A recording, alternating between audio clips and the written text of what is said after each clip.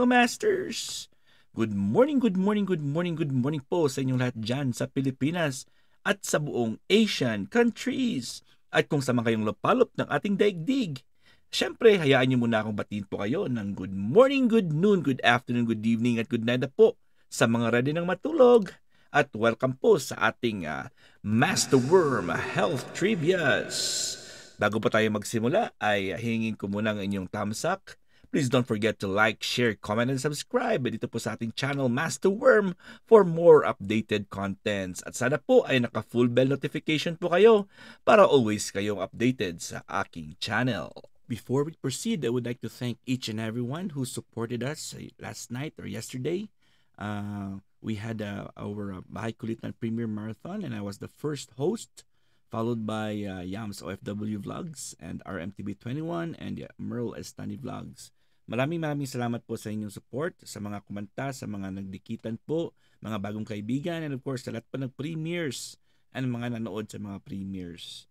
Ayan po, ang ating topic for today is about ginger as a natural remedy to get rid of sinus infection. Ayan po yung sinus infection at sore eyes po yung topic natin for the past few days.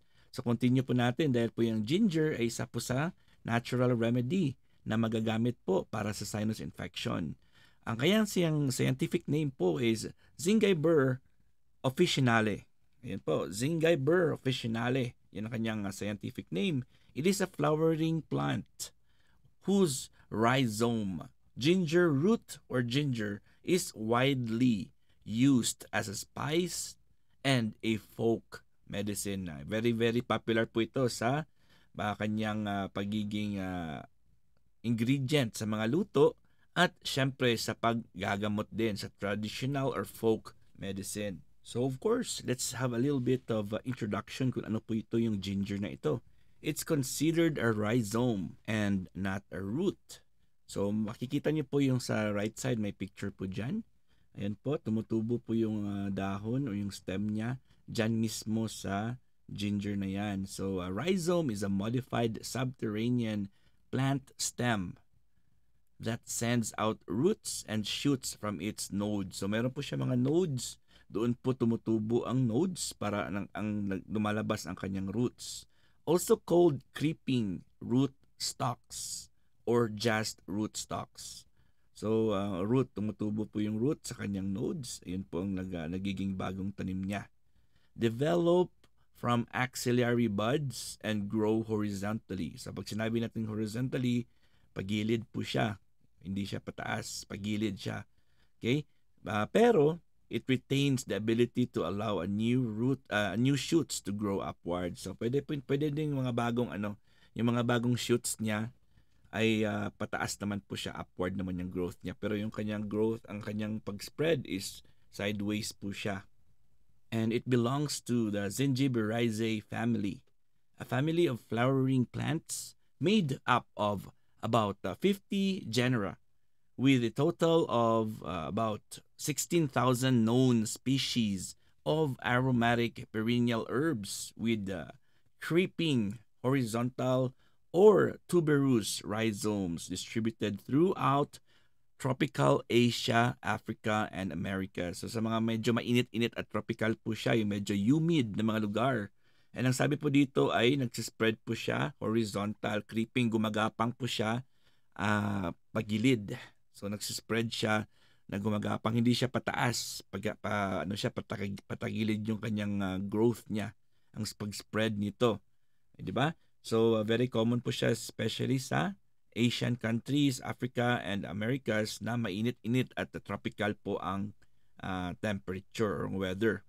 And widely used or has been used in traditional medicine sa China, India, and Japan for centuries and also used as a modern dietary supplement. And nakikita niyo rin po ito, di ba, sa mga stores. Meron po silang mga binibenta na ginger lang na mga supplements or meron din po silang ang ginger na ito ay sinasama po part of the ingredient of different kinds of known food supplements or tinatawag nating dietary supplements. It remains uncertain whether ginger is effective for treating any disease. So then, claims po yan ng Western medicine ha. In 2023, world production of ginger was 4.9 million tons, led by India with 45% of the total. So India yung pinakamataas talaga na nagpro-produce ng ginger. So let's discuss about some important health benefits of ginger. Number one, it's common folk treatment for upset stomach and nausea. So sa mga hindi nakakaalam kung anong nausea, mga masters, it is a symptom that feels like uncomfortable. Hindi ka komportable or uneasy. Yun ang sensation na parang hindi ka komportable at uneasy ka. Pagkatapos usually, nangyayari po ito pagkatapos kang sumuka or it often precedes vomiting. So it can range from mild, merong mild discomforts to intense feelings or unease and discomfort. So yun po ang maganda po ito yung ginger para sa stomach upset and nausea.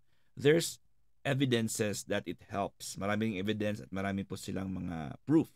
Ginger seems to aid digestion and saliva flow. Studies found that taking ginger could ease nausea and vomiting in some pregnant women. Sa mga buntis po, nakakatulong din po ito. And pero sa mga pregnant women po, should be careful with ginger. Some experts worry that it could raise the risk of miscarriage, especially in higher doses. Another benefit po is it seems to help with nausea caused by vertigo as well. Sino naman sa inyo dito yung nakaka-experience ng vertigo? Ano po yung vertigo? It is the sensation of spinning or swaying. Para po parang umiikot yung paligid mo po. It is a type of dizziness caused by a problem with the inner ear or brain or leading to a false sense of motion. Yan po, so parang umiikot po ang iyong paligid. There's a mixed evidence about whether it helps with nausea caused by motion sickness, surgery, or chemotherapy. Nakakatulong po ito, ang ginger, sa mga motion sickness din po ha. Sa yung mga bumabiyahe po dyan. Ayan, ang ginger po, pwede nyo palang makatulong po yan sa mga nausea. Parang after mo sumuka ay parang hindi na komportable yung iyong pakiramdam. Another benefit po is sa mga babae na masakit yung kanilang period o nandyan kanilang bisita. Okay, ginger does help to with painful periods. In one study, more than 60% of women felt that ginger lessened pain. Especially po kung ang dalaw na mga babae, di ba? Di ba meron po sila mga cramping at mga sakit sila nararamdaman kung minsan, dysmenorrhea. Ayan po, ginger is also good for that. And we remember that ginger contains anti-inflammatory, antibiotic, and antiviral properties that help treat sinusitis and other infections. Ayan po, dito na po papasok ang ginger kasi itong topic natin is about sinus infection. Thanks to its polyphenols, it can stop the excessive production of mucus. Ayun, nakakatulong po siya ang polyphenols na present po sa ginger para po ay hindi lumakas ang production ng mucus or phlegmas. It also reduces swelling, pain, and pressure around your eyes, head, and face. Ayun po yung mga masters, tingnan nyo sa picture dyan, yung red na areas ng kanyang mukha. Yun po yung mga areas, especially po yung sa kanyang sinuses. Yan, so with the help of these polyphenols, very effective po siya sa mga problemang yan. So ready na po ba kayo na matutunan kung paano natin i-prepare ang ginger para magamit po ito natin as a natural remedy to get rid of sinus infection? So before that, I make sure nyo po na naka full bell notification po kayo sa aking channel, Master Worm. At pwede nyo po itong share sa inyong mga mahal sa buhay, lalo na po sa mga kilala nyo po na maka-benefit talaga sa ating lecture na ito. So syempre pinakauna is slice a piece of fresh ginger root into small pieces. And then add 1 cup of water and bring it to a boil. Papakuluan ulit over low heat. Low heat lang po siya, huwag niyo po siyang i-maximum heat.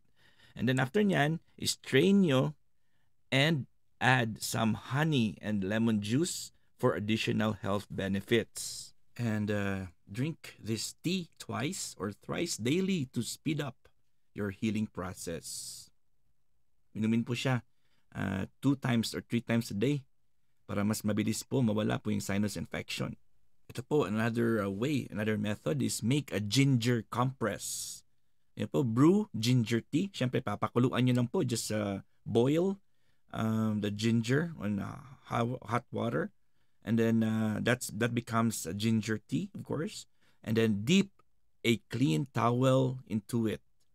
So yung kailangan mayroon kang towel. Okay? And then squeeze out excess liquid from the towel.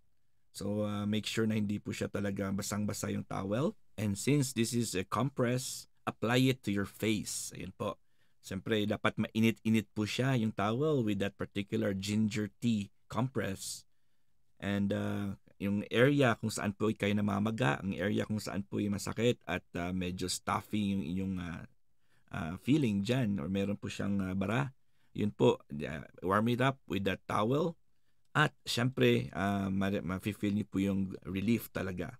You can also do the steam inhalation. Syempre, yung tea na ginawang ginger tea na mainit-init, yun, ilagay niyo po sa bowl at gawin niyo rin po yung inhalation with the use of the towel. Or pwede rin po na habang po yung face towel po ay mainit-init, ayun po, inhale niyo rin po yung steam na magagaling po dyan sa inyong face towel. Pero syempre mas maganda po yung steam inhalation talaga. So repeat the application 3 to 5 times a day. Ayun po, para mas mabilis po yung recovery mo at mawala po yung sinus infection. Alright mga masters, I hope you learned something good today. And please don't forget na i-share po yung ating lectures. And hanggang dito na po tayo. Nagsumobra tayo ng 12 minutes kasi mas maganda kasi ma-explain talaga yung mga procedures. And I hope to see you again tomorrow sa ating topic dito sa Master Worm's Health Trivia. Again, this is your one and only Master Worm. My God is great. Yahoo!